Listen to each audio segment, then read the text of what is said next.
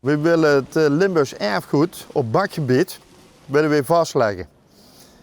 We merken dat steeds minder mensen er ook verstand van hebben. We doen wel heel veel workshops en dan merken we ook dat mensen eigenlijk dat missen wat ze toch moeten weten als Limburger. Dus dit is museum, maar ook nog gewoon bekkerie en winkel, hè? Zeker. Binnen is het nostalgie wat de klok slaat. En natuurlijk koffie met vlaai. Of misschien liever vlaai met koffie. Iedere week gaat er een bakker in Nederland dicht, of een slechter. Hè? Dus het ambacht sterft de woed. We willen dat dus vasthouden. Het is nog niet zozeer dat we dat zien gaan doen om de kop boven water te houden. Maar goed, we hebben ook een soort passie, we hebben een drive om dat kenbaar te maken. Maar in Weert willen ze ook iets kenbaar maken. Namelijk dat Weert de vlaaienstad van Limburg is.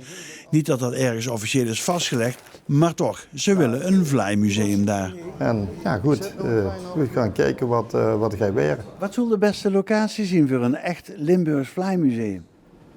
De locatie is heen natuurlijk, in Horst. Die gaan we niet verplaatsen.